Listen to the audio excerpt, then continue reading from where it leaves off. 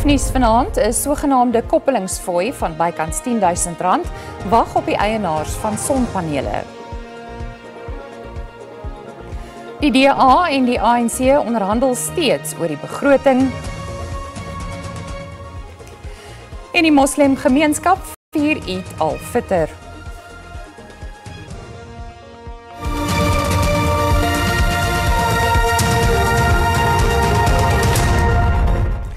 Goeienaand en welkom by die nuus in Afrikaans. Eskom se privaat klante met daksonpanele kan nog vir 'n jaar kosteloos koppel aan die elektrisiteitsnetwerk. Dit is ondanks die kragvoorsiener se nuwe tariefstruktuur vir kleinskaalse geankerde opwekkers wat môre in werking tree. Die tarief bepaal hoe Eskom klante met sonkrag wat aan die kragnetwerk gekoppel is gaan laat optok. Die verbindingsheffing kan R9.000 oorskry. Eskom het egter aangekondig dat inwonerverbindings van tot 50 kW voorlopig nie 'n verbindingsfooi hoef te betaal nie. Volgens Eskom is hy verbind tot 'n soemlose integrasie van kleinskaalse geankerde opwekkers, oftewel SSEG's, terwyl navolging van regulasies en veiligheidsmaatreëls verseker word. Die kragvoorsiener het 'n aanlyn seminar gehou oor die vereistes vir alle netwerkgekoppelde installasies van die energiereguleerder NERSA. So typically what would happen is that a customer that is currently on home power would need to be converted to an home flex, which is an SSEG tariff for residential. They would need to pay a tariff conversion fee of about 1,200, standard connection fees, as well as the cost to install the meter. And this cost, as you can see, Chairperson, totals about 9,000. So usually we would need to charge a residential customer 9,100 just for the cost of connection as well as the installation of a smart meter. Ongeregistreerde SSEG's van 50 kW of minder is kwytgeskeld.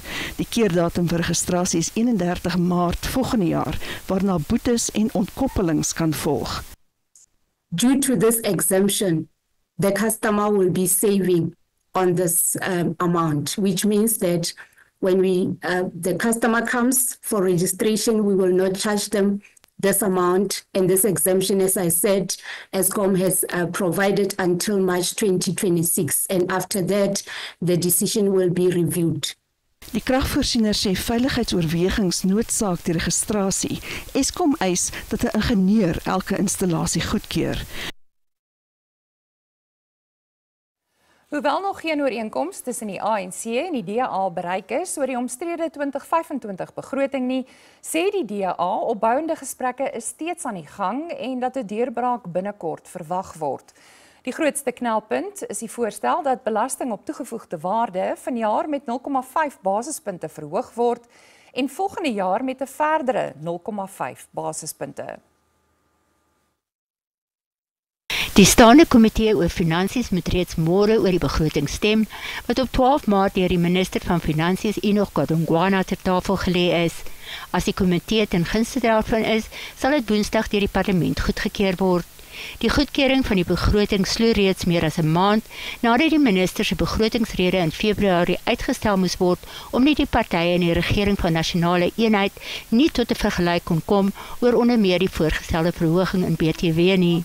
Die DA sê die hoofdoel van die party se eise is om te verseker dat hy die ekonomiese beleid en hervormings kry wat hy glo nodig is vir die land. Die samesprekings het Vrydag amper op 'n dooiepunt uitgeloop, omdat die ANC en DA nie kon ooreenkom oor die voorgestelde BTW-verhoging nie. Die ANC se president Cyril Ramaphosa het die naweek tydens 'n vergadering van die party se nasionale uitvoerende komitee in Boksburg aan die Oosrand gesê, hy is vol vertroue dat die begroting Woensdag goedgekeur sal word. Parlementslede het weer kommer uitgespreek oor hoe lank die verifiëring van hoë rang polisielede neem voor hulle aangestel word. Die nasionale polisiekommissaris van die Masemola was vir sowat 4 jaar in die pos voordat die hoogste veiligheidsklaring afgehandel is. Parlementslede sê hulle is nie gelukkig met die stand van sake nie. We're sitting with higher ranking police officials that don't have security clearance since 2021. We have 5 major generals and 10 brigadiers that don't have security clearance please can we know today when that will be sorted out and when all of these officials will receive the necessary security clearance that they require. And if they don't get it, Chairperson, then there must be some consequence, because surely there are requirements for your job, and I'm sure that that is one of them, because it does open us up for different civil claims if something does happen. The truth of that matter is, Chairperson, it's a lot worse than that. And this committee, I think, is being taken for a ride by SAPS, I must say. Because if we were to ask, I mean, I've asked the question, the answers are not forthcoming, but, you know, there's a code for that. If we were to ask 3 simple questions, ask of the NASCOM when he received his clearance and when he applied for it. Ask of the head of crime intelligence when he applied for his clearance and when he received it. And then ask why the 2IC at crime intelligence has absolutely no clearance. Die polisiekomitee voorsitter, Ian Cameron, het die SAPD versoek om vrae oor hierdie kwessies skriftelik te beantwoord. Die moslimgemeenskap in Suid-Afrika vier vandag Eid al-Fitr na die maandlange vasperiode van Ramadan. By Masjidul Quds in Athlone is oggendgebede gevolg deur 'n spesiale diens om die dag te gedenk. Leiers maan dat mense die feestelikhede moet geniet, maar dat hulle ook aan diegene moet dink wat minder bevoorreg is. 'n Pleidooi is ook gelewer om aan mense wêreldwyd te dink wat deur erge lyding getref is. Masjidul Quds in Athlone was tot oorlopends toe vol met bykomende plekke wat buite die moskee ingerig is. Eid is 'n baie spesiale viering. The month of Ramadan, as you're aware, would have fasted for 30 days or 29 this year, and that meant fasting from food and drink, etc., from sunrise to sunset. And today is about no fasting, it's about enjoying time with the family, enjoying, remembering those that's passed on, and just feasting and meeting people. So today is a lot about visiting and moving around and greeting all the friends and family over today, because most of the Ramadan this all would not have met up so much. So today is about celebration and festivities. It's the main objective. 'n Spesiale Eid al-Fitr lesing is gelewer deur Sheikh Mohammed Murad. Hy sê hoewel dit 'n tyd van feesviering is, vra hy dat die belangrikste aspek van die oordenking tydens Ramadan om te vereenselwig met die armes nie tydens en na Eid verlore sal gaan nie. Sy lesing, 'n dag van feestelikheid in 'n wêreld vol wanhoop, vra van alle gelowiges om die miljoene in die wêreld in gedagte te hou wat onder beleg en onderdrukking leef. Even to my Palestinian brothers and sisters that are suffering today, we feel it with them because we are brothers. Not blood brothers, but we are brothers in faith. And we are in solidarity with them, and we will pray for them every single day and night. For every Muslim in the world, pray for them. Pray earnestly, sincerely, that the Almighty must bring ease to their plight that they are going through, and that the genocide must come to an end. And believe you me, if you believe in the Almighty, it's going to come to an end sooner or later. Die polisie in Harare in Zimbabwe het traanrook gebruik om groepe oorlogsveterane wat in die strate van die hoofstad saamgetrek het uiteen te jaag. Sommige paaie is met ou motorbande, klippe en ander voorwerpe versper. Die veterane betoog teen die moontlikheid dat die land se president Emmerson Mnangagwa vir 'n derde termyn sal regeer. Die land se grondwet is sedert 2013, nadat die voormalige president Robert Mugabe uit die kussings gelig is, gewysig sodat presidente slegs vir 2 termyne van 5 jaar elk kan dien. Zimbabweërs het tuis gebly weens dreigende grootskaalse betogings te midde van 'n sterk polisieteenwoordigheid. Die land se minister van Binnelandse Sake, Kazembe Kazembe, het gemaan dat wetstoepassers nie sal huiwer om op te tree indien landsburgers verhoed word om te gaan werk nie. Following stage-managed acts of arson committed yesterday in Harare and Goromonzi, the government reassures the nation that police are hard on the spot and are working with various agencies of the state, including Central Vehicle Registry, CVR, to get to the bottom of the matter. Furthermore, the government unreservedly condemns acts of arson in Sanyati today. The law enforcement agency is investigating the matter. I want to continue to urge and encourage all Zimbabweans to resist any acts of arson and incitement to acts of wanton lawlessness.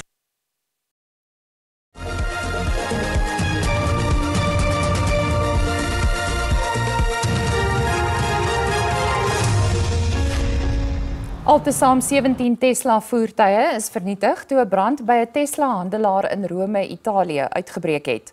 Volgens die brandweerdiens het die brand in die vroeë oggendure ontstaan. Die oorsaak daarvan word nog ondersoek. Brandstigting word nie uitgesluit nie. Tesla voertuie en handelaars loop wyd onder vandalisme deur weens die eienaar van die maatskappy, Elon Musk, se verbintenis met die FSA-regering. Rusland is steeds bereid om met die FSA in gesprek te tree, ondanks die Amerikaanse president Donald Trump se kritiek op sy Russiese eweknie Vladimir Putin. Trump is glo woedend oor voortdurende vertragings om 'n ooreenkoms vir 'n skietstilstand in Oekraïne te bereik. Die Kremlin-woordvoerder Dmitry Peskov sê hulle is steeds besig met die vredesproses. Trump het onder meer gedreig om sekondêre tariewe op lande in te stel wat olie van Rusland aankoop. As hoofspreker van die eerste Aziz Bahad Vrede, Veiligheid en Menseregte Dialoog, het voormalige president Thabo Mbeki hom meesal uitgespreek teen die Amerikaanse president Donald Trump. Die dialoog is vernoem na die anti-apartheidsaktivis en voormalige adjunkminister van buitelandse sake Aziz Bahad. Bahad, wat in 2023 gesterf het, is beskryf as 'n diplomaat by uitstek. Our country, a member state of the African Union, would present to the AU a concrete program Africa should follow, practically to define and find its rightful place in the emerging multipolar world. Thus, at last, would Aziz's dream be realized of ensuring that Africa interacts with the rest of the world as an equal among equals. Die voormalige president het ook verwys na die spanning tussen die FSA en Suid-Afrika. That delegation of Aziz Bahad wrote a report and said, in fact, there were no weapons of mass destruction in Iraq. And that report was submitted to the UN Security Council.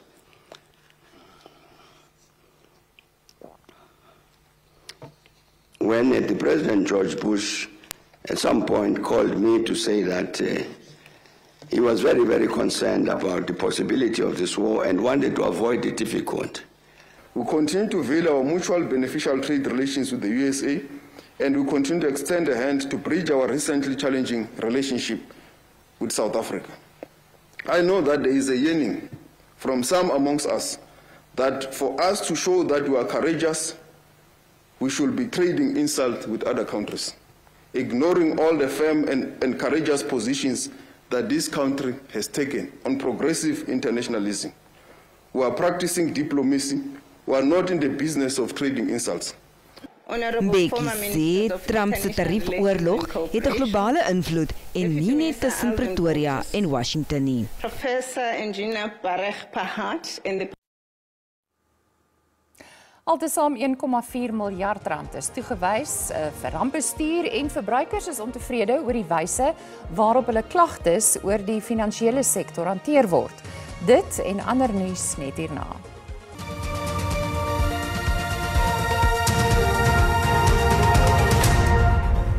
Die regering het 1,4 miljard rand toegeken vir rampverligting in provinsies wat deur oorstromings getref is.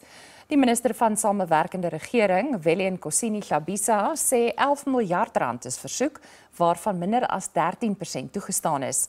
Volgens Hlabisa word die geld sedert verlede maand uitbetaal. Sedert Desember is 40 mense dood en infrastruktuur, huise en werkplekke is vernietig deur oorstromings in 7 uit die 9 provinsies. Slegs die Wes- en Noord-Kaap is grootliks gespaar. Meer as 20 van die sterftes was in KwaZulu-Natal. These funds will support a wide range of urgent interventions, from repairing damaged infrastructure and restoring basic services to supporting schools, clinics and local economies. Die geld is bestem vir 60 munisipaliteite in KZN, die Oos-Kaap, Vrystaat, Mpumalanga en Limpopo. Hlabisa waarsku dat wanbesteding van hulpfondse nie geduld gaan word nie. national, provincial, and municipal authorities are required to submit progress report on response initiatives in line with the requirements of the National Disaster Management Center. Die minister sê oorsig gaan ook gedoen word om te verseker dat slagoffers die nodige ondersteuning kry. Verbruikers is ontevrede oor die wyse waarop hulle klagtes oor finansiële diensverskaffers hanteer word. Dit is volgens 'n verslag van die gedragsowerheid oor die finansiële sektor oor die doeltreffendheid van klagtebestuur in die sektor. Die verslag is gegrond op 'n opname wat die GFS tussen 2022 en 2023 gedoen het. Volgens die GFS kla net sowat 8% van verbruikers wanneer hulle probleme met finansiële diensverskaffers ondervind. Dit word toegeskryf aan 'n gebrek aan kennis oor finansiële diensverskaffers se klagteprosedures, wat daartoe lei dat verbruikers dikwels die sektor se ombudsman nader om geskille te besleg. Die owerheid se ekonomiese ontleder, Koko Kubelo, sê die meeste klagtes wat ontvang is, gaan oor aftreeprodukte. Sy sê 67% van die verbruikers wat aan die opname deelgeneem het, was ontevrede met die manier waarop klagtes gehanteer word en 63% met die wyse waarop geskille opgelos word. In relation to the effectiveness, what we have seen is that there's lack of uniformity in complaints recording and complaints reporting by the financial institutions, and that not all entities have documented processes and procedures for handling complaints. Added to that, we have seen that policy documents often lack in details about the types, nature, and frequency of training for complaints handling staff. Die minister van Werkskepping en Arbeid, Noma Nkosazana Meth, het kontrakte aan 15 vennootmaatskappye oorhandig, wat saam met die departement 9600 werksgeleenthede gaan skep. Dit vorm deel van die departement se arbeidsaktiveringsprogram wat verlede jaar geloods is. Die geleentheid is by die Mbombela Stadion in Mpumalanga gehou, waar voornemende werknemers hulle inligting op die departement se database kon bywerk. Altesaam 460 miljoen rand is vir die 15 vennootmaatskappye geoormerk. Die maatskappye sal die werknemers vaardighede leer in onder meer die landbousektor, ingenieurswese en vervaardiging. They'll provide skills at a very short skills like your 6 to 9 months to those who don't have matric, depending on the skills that are being provided, and the learnership is 1 year, then the apprenticeship is 3 years. We'll be giving them stipend in the duration of those training programs. But after that, the requirement is that you must link the beneficiary to the employers. Die SAMS Academy in die Bosbok Randgebied, wat in boerdery spesialiseer, het 116 miljoen rand vir opleiding ontvang. SAMS Academy were focusing on the skills development, more into agriculture, electrical. Daar sal ook voorsiening gemaak word vir diegene wat hulle eie besighede wil begin. We are partnering with the Department of Small Business Development. We are also partnering with DHEAD, because there are those who would not necessarily, after being skilled, want to be employed. But of course, entrepreneurship also needs a skill. Die arbeidsaktiveringsprogram sal na verwagting ook in ander provinsies geloods word. Kom ons kyk hoe die markte om 5:00 vanmiddag vertoon het.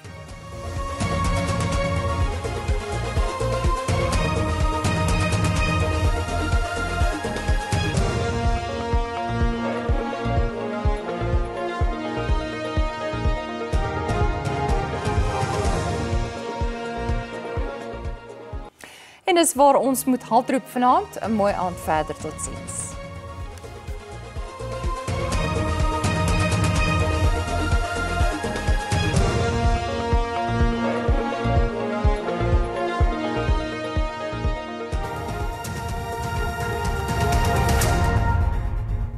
Goeienaand, welkom by die weer. Vandag sien ons reën word verwag oor groot dele van die land, 'n 60% kans vir reën in die noordelike dele van die land. Vir môre sien ons reën duur steeds voort, miskolle in die noorde oostelike en dan ook in die westelike dele van die land. Ons sien steeds 'n 60% kans vir reën in die noordoostelike dele van die land. Vir môre, ons kyk nou na ons waarskuwings, is daar waarskuwings uitgereik vir ewige donderbuie wat verwag word in dele van Noordwes, Vrystaat, ons sien ook in gedeeltes van KwaZulu-Natal, dan is dit ook toestande bevorderlik vir ontstaan van weggolfveldbrande wat dan ook verwag word in dele van die Noord-Kaap. Ons kyk nou na ons minimum en maksimum temperature. Verspreide buie en donderbuie in Gauteng, Bronkhorstspruit 'n maksimum van 25 en dan Johannesburg 16-24. In Limpopo, ons sien reën word verwag in gedeeltes van die provinsie, andersins koel, Phalaborwa maksimum van 32, Mokopane 17-28 en dan Thabazimbi het 'n maksimum van 30. In Mpumalanga nat in die provinsie, Mashishing 14-25, Secunda 14-24 en Skukuza het dan 'n maksimum van 32. KwaZulu-Natal, verspreide buie en donderbuie, Ulundi 19-32, Kokstad 14-23. In die Oos-Kaap sien ons nat in die provinsie, Mthatha 13-26, Graaff-Reinet 12-23 en Willowmore het 'n minimum van 13 en 'n maksimum van 16. In die Wes-Kaap koel in die provinsie, Lensburg 13-25, Oudtshoorn 15-24 en dan Hermanus 17-21 in die Noord-Kaap. Dit is waar die brandgevaarwaarskuwing uitgereik is. Appington 18-30, Calvinia 10-28 en dan Sutherland het 'n minimum van 7 en 'n maksimum van 26. Verspreide buie en donderbuie in die Vrystaat, Sasolburg 14-24, Ficksburg maksimum van 21 en dan Gariepdam 13-25. Ten slotte Noordwes, ons sien verspreide buie en donderbuie, Ottosdal en Schweizer-Reneke 16-26. Dit is dan al van my en die weerdiens. 'n rustige aand verder.